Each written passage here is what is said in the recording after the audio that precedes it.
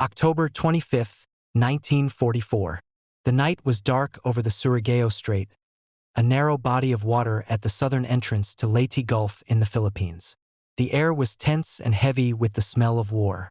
The U.S. invasion of the Philippines was underway, part of General Douglas MacArthur's promise to return. For Japan, losing the Philippines meant losing a vital lifeline to resources in Southeast Asia. They had to strike back or risk total defeat. The Surigao Strait was the southern gateway to Leyte Gulf. If Japanese ships broke through, they could reach the vulnerable American landing forces and cause chaos. The Japanese sent a force under Vice Admiral Shoji Nishimura. His mission was simple but dangerous.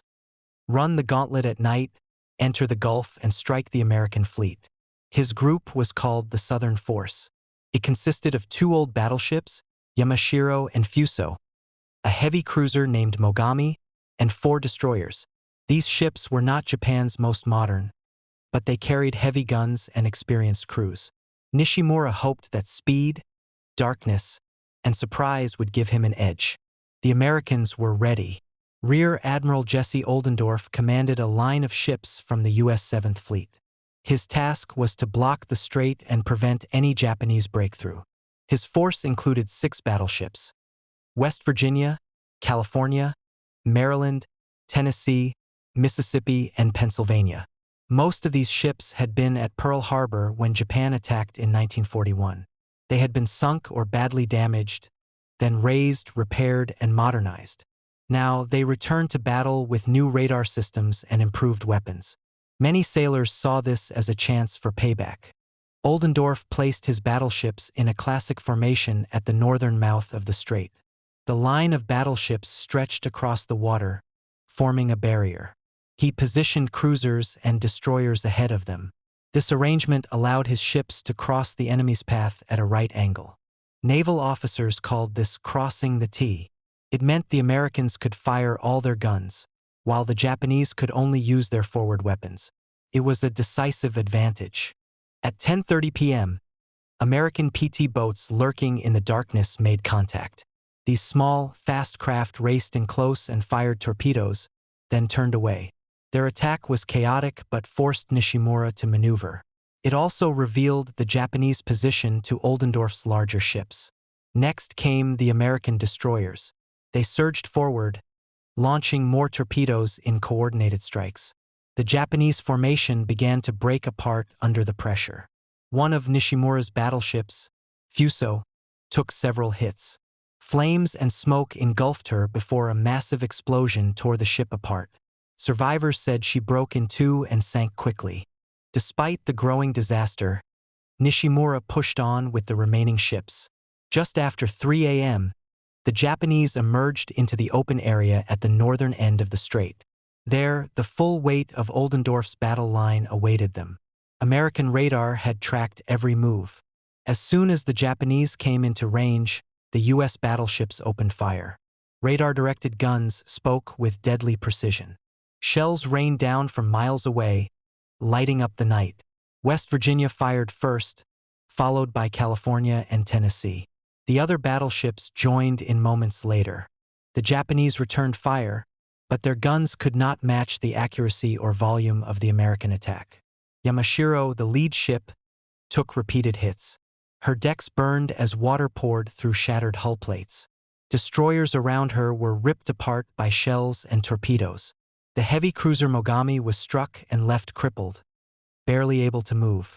Within half an hour, Yamashiro rolled over and sank. By 4 a.m., the battle was over. Of the Japanese southern force, only 1 destroyer, Shigure, escaped into the night. For the Americans, the victory was total. No U.S. battleship had been sunk or even seriously damaged. Many of the ships and sailors remembered Pearl Harbor vividly. The moment carried deep meaning for them. West Virginia had been sunk in the opening attack in 1941 and now stood at the front of the line, firing with deadly effect. Some crew members wept openly as they watched their shells strike home. To them, it felt like justice, not just victory. Japanese survivors were stunned by what they had faced. They had expected a close-range night battle fought with searchlights and visual signals, as had been the tradition in the Imperial Navy. Instead, They were attacked by an enemy who could see them through darkness and smoke. Radar turned the night into day for the Americans, leaving the Japanese blind and exposed. The sudden destruction of their ships was shocking and demoralizing. When dawn broke, the waters of the Surigao Strait were littered with wreckage and oil slicks. Bodies floated among shattered lifeboats and drifting debris. The Japanese southern force had ceased to exist. Oldendorf's battle line remained intact, its ships silent after their night of thunderous gunnery.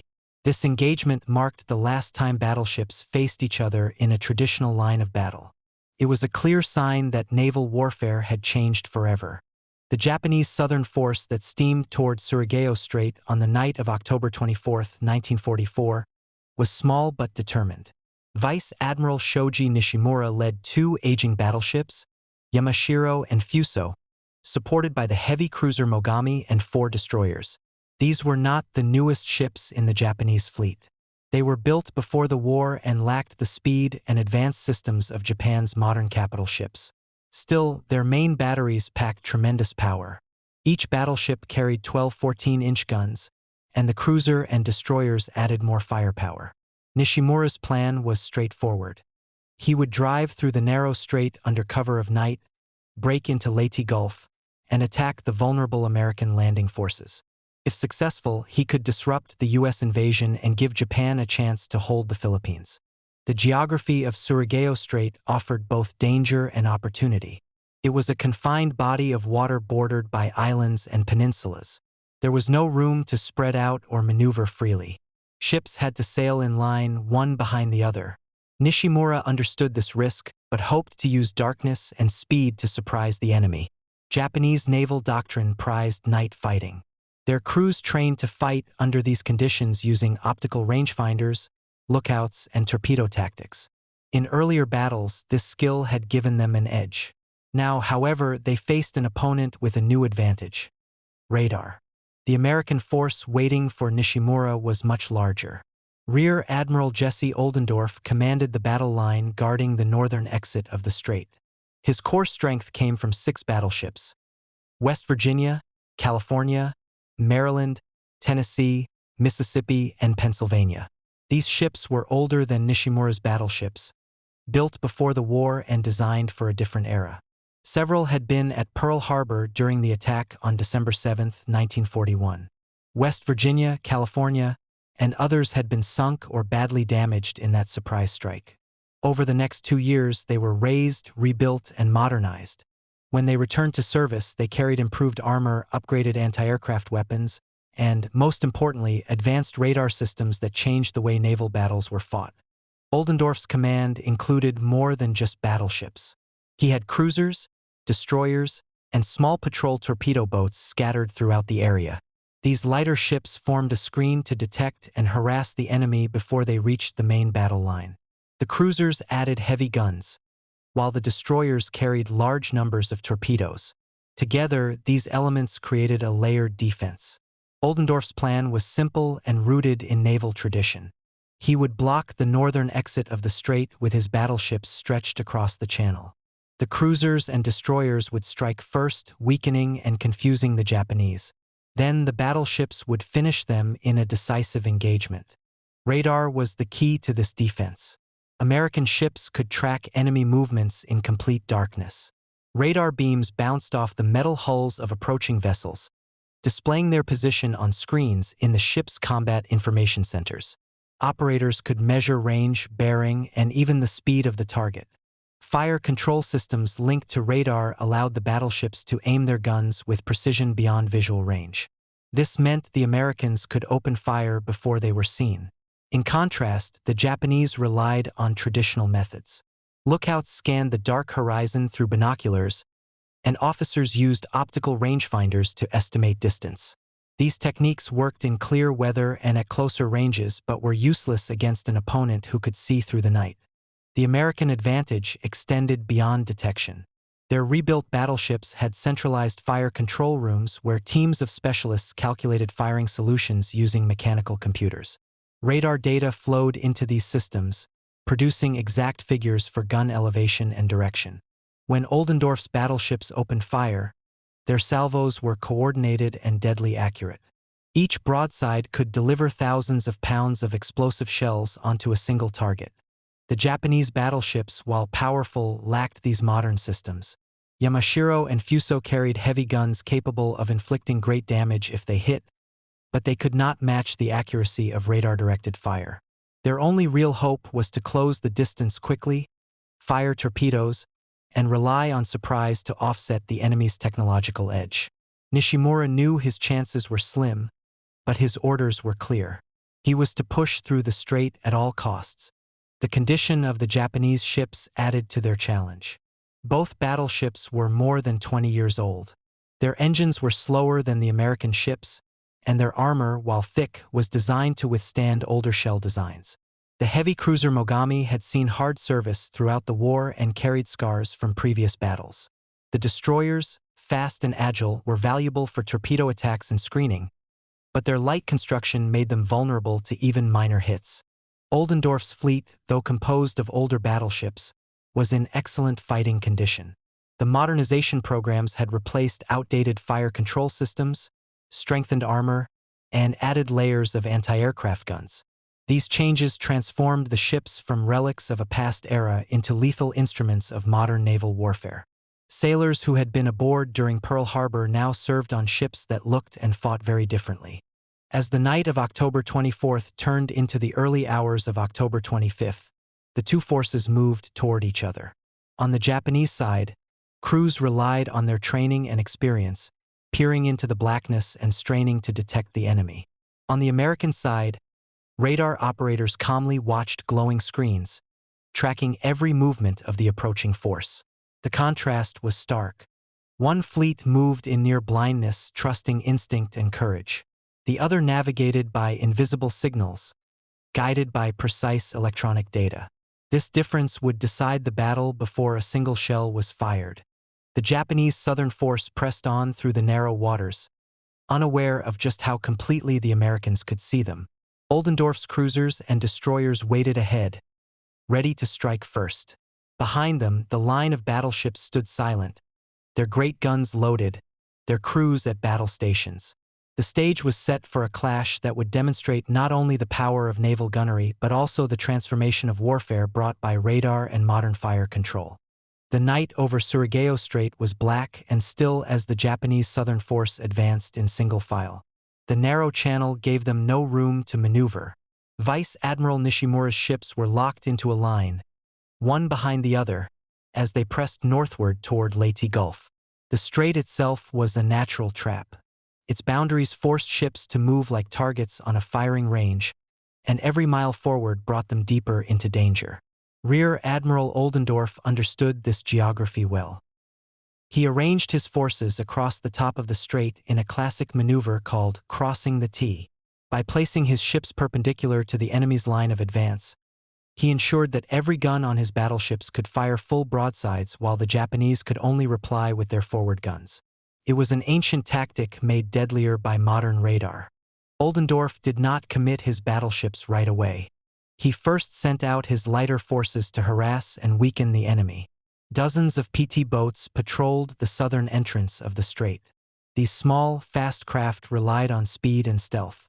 As the Japanese ships pushed through the dark water, the PT boats struck like wasps. They launched torpedoes, then swung away into the night, drawing fire and sowing confusion. The torpedoes mostly missed, but the attacks forced the Japanese to take evasive action and revealed their position. Close behind the PT boats came the American destroyers. These ships were larger and carried heavier torpedo loads. In coordinated groups, they surged forward at high speed. Using radar, they tracked their targets precisely, even in the darkness and smoke. The destroyers loosed spreads of torpedoes from different angles, then turned sharply away before the Japanese could respond with their big guns. The sudden onslaught shattered the Japanese formation. Ships swerved to avoid torpedoes, losing cohesion as they tried to stay on course through the narrow channel. The battleship Fuso was hit during these attacks. Torpedoes tore into her hull, and flames raced along her decks. Witnesses described a massive explosion that split the ship apart. Some reported seeing the two halves of Fuso burning separately before they slipped beneath the water. Survivors clung to debris as the rest of Nishimura's force steamed on, unaware that their column was now fatally weakened. As the surviving Japanese ships pushed north, they moved directly into the jaws of Oldendorf's trap. Behind the destroyers and cruisers, the 6 American battleships waited silently in a line stretching across the mouth of the strait. Radar tracked the incoming targets with perfect clarity. In the plotting rooms deep inside the battleships, sailors calculated ranges and firing solutions. The guns were elevated, their barrels trained toward the unseen enemy. At 3:51 a.m., West Virginia fired the first salvo. Her radar-directed shells screamed through the night and slammed into the lead Japanese battleship, Yamashiro. Seconds later, California and Tennessee joined in, followed by the other battleships. The effect was immediate and devastating. A storm of heavy shells crashed down on the Japanese column from long range. Explosions lit the night sky as armor-piercing rounds tore through decks and bulkheads. Yamashiro staggered under the barrage, her superstructure engulfed in fire. The remaining destroyers and the cruiser Mogami were caught in the same deadly crossfire. The Japanese tried to fight back. Their forward guns returned fire, but they were blind. Without radar, they could not see their attackers clearly. Their shots went wide, splashing harmlessly into the water. Meanwhile, American shells struck with unrelenting precision. Some U.S. destroyers charged in close for torpedo runs, further adding to the chaos. The Japanese line disintegrated under the pounding. Ships veered wildly, some colliding, others sinking where they stood. Within half an hour, the outcome was clear. Yamashiro absorbed dozens of hits before she rolled to one side and sank, taking most of her crew with her. Mogami was crippled, her decks a twisted ruin of steel and fire. Several Japanese destroyers were sunk outright. Only the destroyer Shigure managed to slip away into the darkness, damaged but still afloat. The battle was over before dawn. Oldendorf's battleships ceased fire and stood silent as the echoes faded across the strait. The waters were now littered with wreckage and burning oil. The Japanese southern force had been destroyed almost to the last ship. Not a single American battleship had been seriously harmed.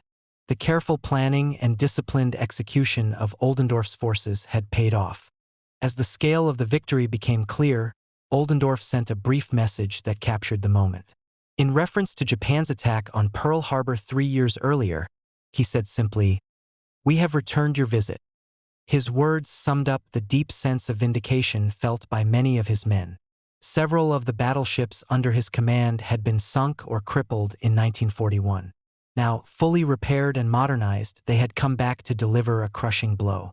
For the Japanese sailors who survived, the experience was a nightmare. Their training and courage had not been enough to overcome the enemy's technology and superior tactics. Many had expected a close-range fight with searchlights and gunfire in the tradition of earlier night battles. Instead, they faced an enemy who could see them through the darkness and strike from beyond visual range. The shock of this realization was as devastating as the physical destruction. By sunrise, Surigao Strait was a graveyard. Broken ships and oil fires marked the path of Nishimura's doomed advance. Oldendorf's fleet remained intact, proof of the power of coordination, radar-directed gunnery, and overwhelming firepower. The battle had been brief, violent, and decisive. It was also the last time in history that battleships would face each other in a classic line-of-battle engagement, a final echo of an age that was already fading. The night sky over Surigao Strait glowed with flashes of gunfire and burning ships. In the gun turrets of the battleship West Virginia, men worked in silence, broken only by the sharp commands of their officers and the thunder of the great 16-inch guns. These sailors had lived through December 7, 1941, when West Virginia was struck by torpedoes and bombs at Pearl Harbor. Some had been trapped below decks that day, fighting to escape as the ship sank beneath them. Now, 3 years later, they stood at their stations, watching radar screens and waiting for the order to fire. When the first salvo went out, many felt they were finally answering the attack that had started the war for them. One sailor aboard West Virginia later said that the deck seemed to tremble when the first broadside roared. The shells raced into the dark, guided by radar, and seconds later, the flashes of impact lit up the night where the Japanese battleship Yamashiro struggled forward. In the plotting room, men followed the radar blips as they saw their rounds land true. The feeling was one of grim satisfaction rather than celebration. This was revenge carried out with precision, a message delivered by steel and fire. On California, another ship raised from the mud of Pearl Harbor. The mood was similar. The crew remembered the day their battleship had been struck and sunk in shallow water while fires burned across the harbor. Many of the men now aboard had survived that morning. They watched their shells join those from West Virginia and the other battleships in a rolling barrage that tore through the Japanese line. Some sailors cheered quietly after each hit, while others worked with stony faces, lost in their own memories. For them, this was more than a naval engagement. It was a reckoning. As the American battleships fired in unison, tracer rounds from supporting destroyers and cruisers filled the air with red and green streaks. Gunners described the sight as surreal. It was like a deadly storm made of light, arching across the night sky toward the doomed Japanese ships. Smoke from burning oil drifted across the water, mixing with the sharp smell of cordite from the guns. Even amid the chaos, the crews worked methodically, feeding shells into the turrets, tracking targets on radar, and following orders without hesitation. These men had trained for months, and now everything they had practiced was unfolding before them. For the Japanese sailors, the experience was one of confusion and terror.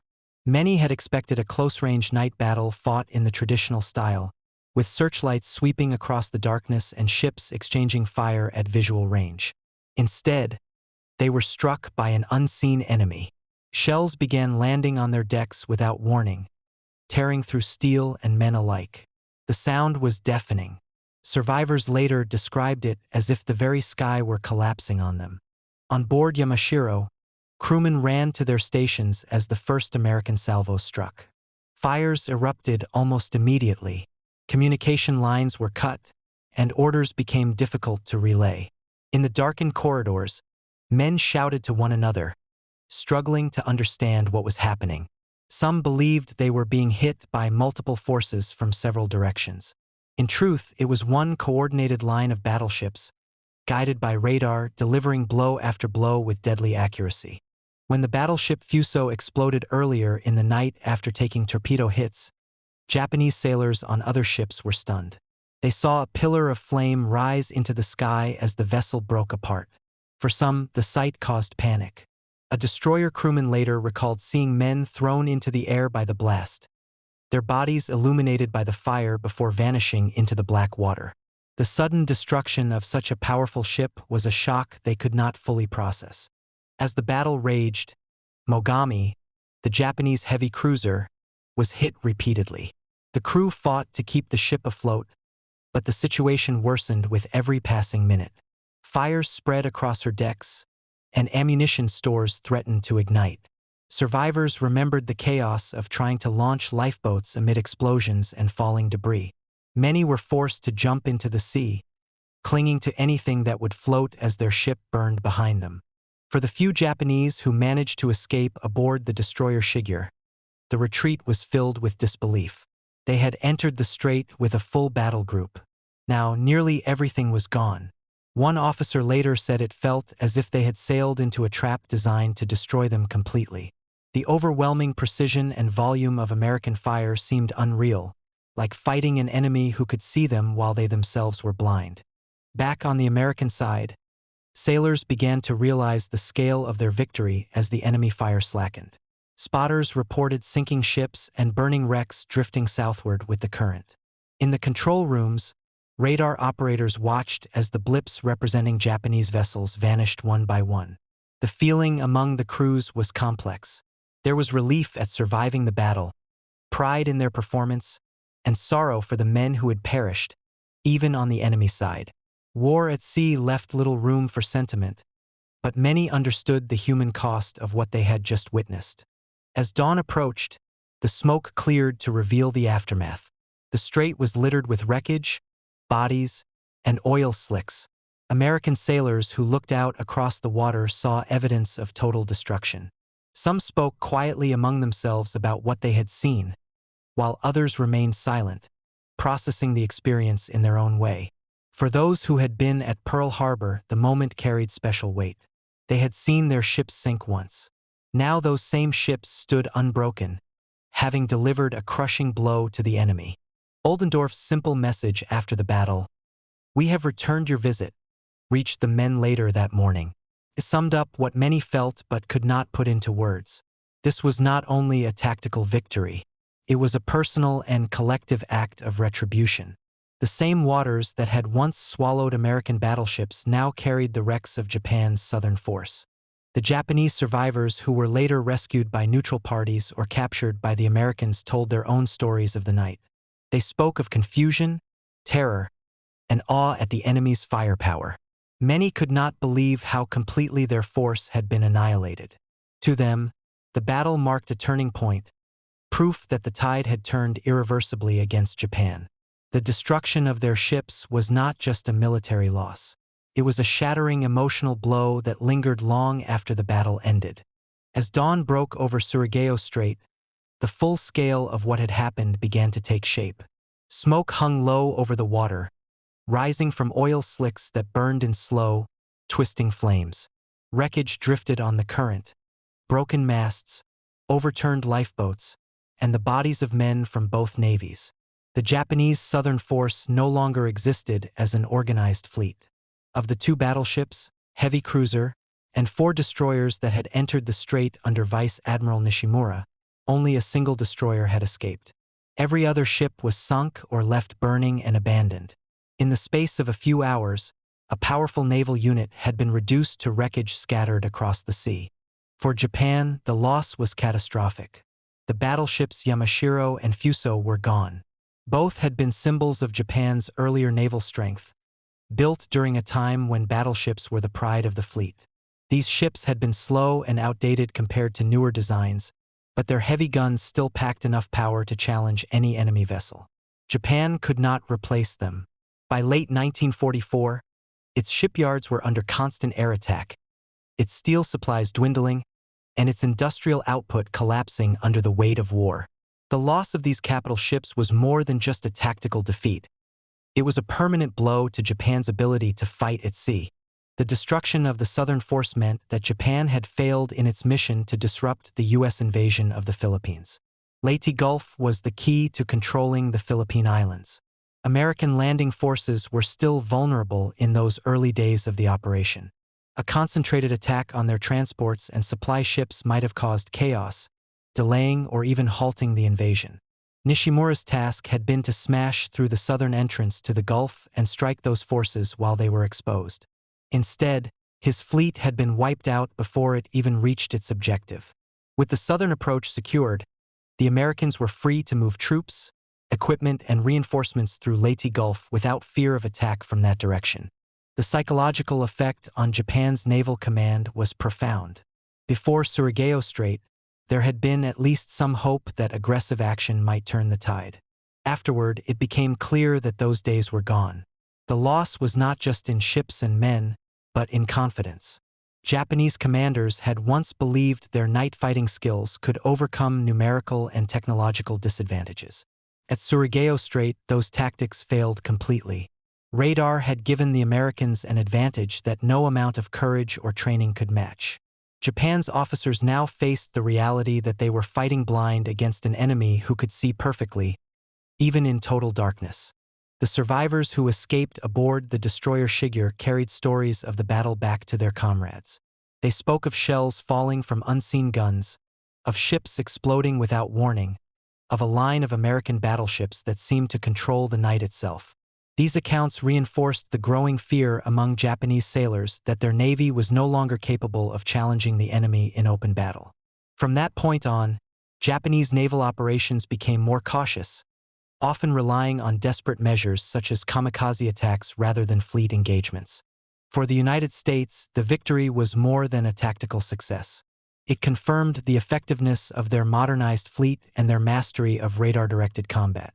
The 6 battleships under Admiral Oldendorf had performed flawlessly, coordinating their fire with precision.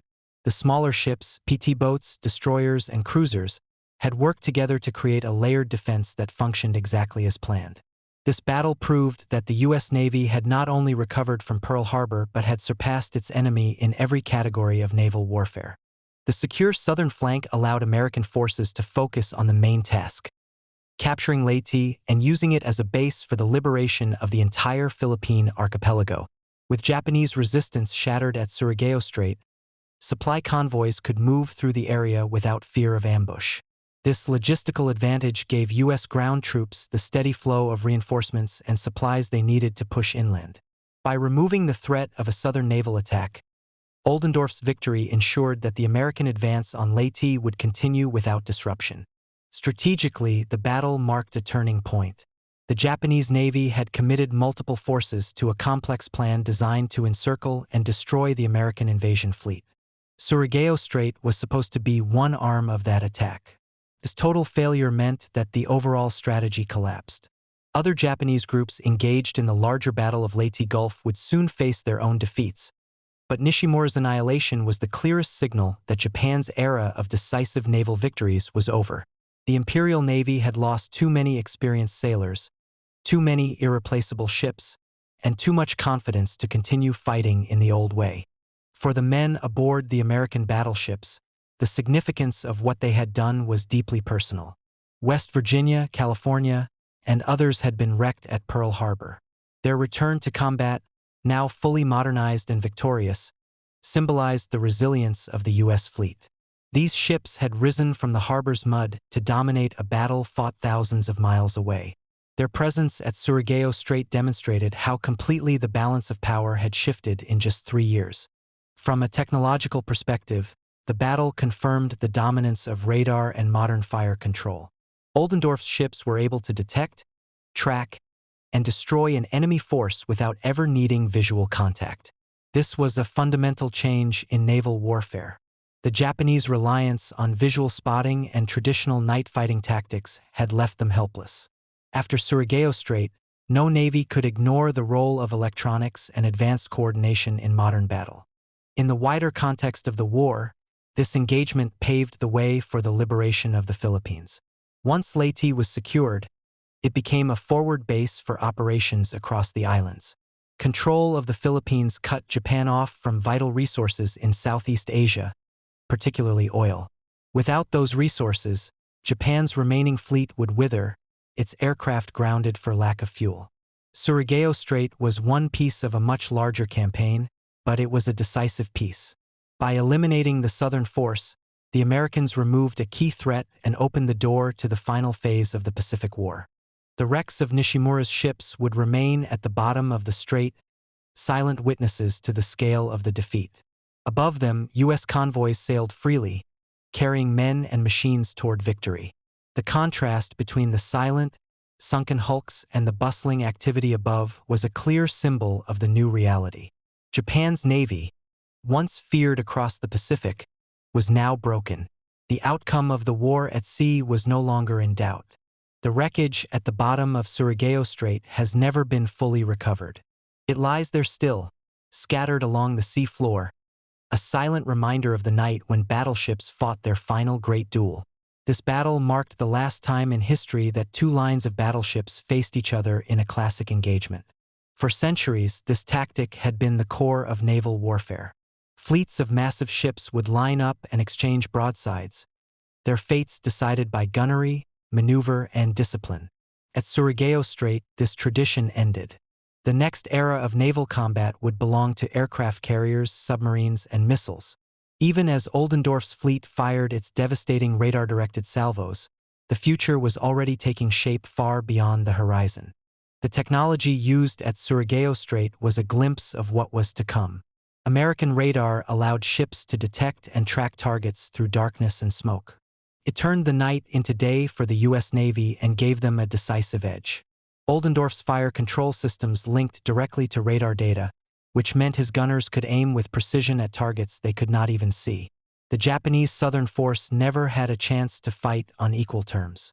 Their optical rangefinders and human lookouts were no match for machines that could measure distance and bearing in real time.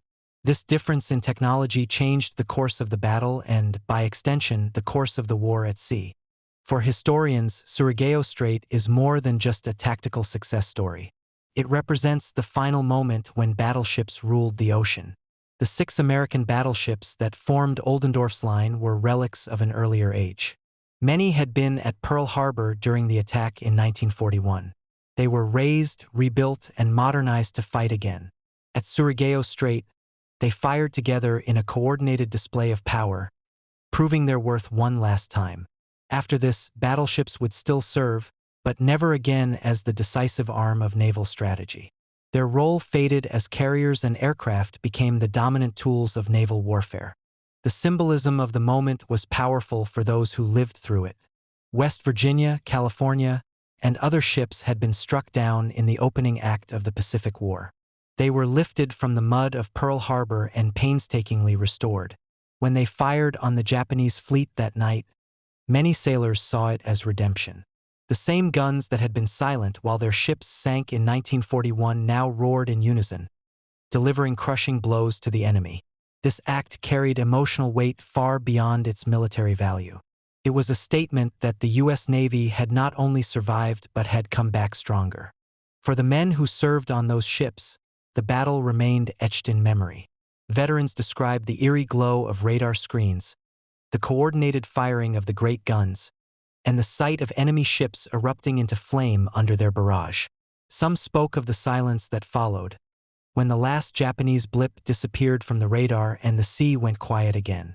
Others remembered standing on deck at dawn, looking out over waters strewn with wreckage. They knew they had witnessed the end of an age. From the Japanese perspective, the legacy was one of shock and finality. Surigao Strait demonstrated beyond doubt that the Imperial Navy could no longer match its opponent. The destruction was so complete that it left a lasting impression on those who survived. Stories of the battle spread quickly through Japanese ranks, bringing a mix of fear and resignation. Night fighting had once been a point of pride for Japanese sailors. At Surigao Strait, that skill was rendered useless. Their enemy had advanced too far in technology and tactics. This realization was devastating for morale and marked the decline of Japan's ability to contest the Pacific. Modern naval historians study the battle as a textbook example of planning and coordination. Oldendorf's forces worked together with precision. PT boats, destroyers, cruisers, and battleships all played specific roles, creating layers of defense and attack. Radar tied these elements together, allowing commanders to see the entire battlefield and make decisions based on accurate information. In contrast, the Japanese fought in isolation, relying on visual spotting and limited communication. The outcome illustrates the shift from traditional tactics to modern, networked warfare. Surigao Strait is often used in military academies as a case study in how new technology can render old methods obsolete almost overnight. Artifacts from the battle are preserved in museums and memorials. Pieces of West Virginia and California, along with personal items from sailors, are displayed in places like the Pearl Harbor Memorials and Naval History Museums across the United States. These exhibits tell the story of ships that rose from destruction to achieve victory. Photographs, maps, and survivor accounts bring the night's events to life for visitors who were not there to see it. In Japan, the memory of the battle is quieter, marked mostly by records and the stories of survivors. The wrecks of Yamashiro, Fuso, and the other ships remain as war graves, undisturbed beneath the waters where they fell. Over time, the battle's narrative has become part of the larger story of the Pacific War. It is remembered alongside Midway, Guadalcanal, and Leyte Gulf as a key turning point. What sets Surigao Strait apart is its finality. It was both a tactical victory and a historical milestone. The sight of battleships aligned in perfect formation, firing full broadsides under radar control, was a scene that would never be repeated. For those who study naval history, it marks the moment when the old ways gave way to the new. The legacy of Surigao Strait also lies in the personal stories of those who fought there. Letters written by sailors, diaries kept by officers, and oral histories recorded later capture the human side of the battle. Some describe the tension of waiting in the darkness, others the shock of sudden destruction. These accounts add depth to the historical record, reminding us that behind every ship name and tactical diagram were thousands of individuals whose lives were shaped by that night. Today, ships still pass through Surigao Strait, their crews often unaware of the history beneath them. Beneath those waters rest the remains of a battle that ended an era. The silent wrecks, the rusting guns, and the fragments of hulls tell a story of change and of war's relentless progress. Surigao Strait stands as both a memory and a lesson, a place where past and present meet on the surface of the sea.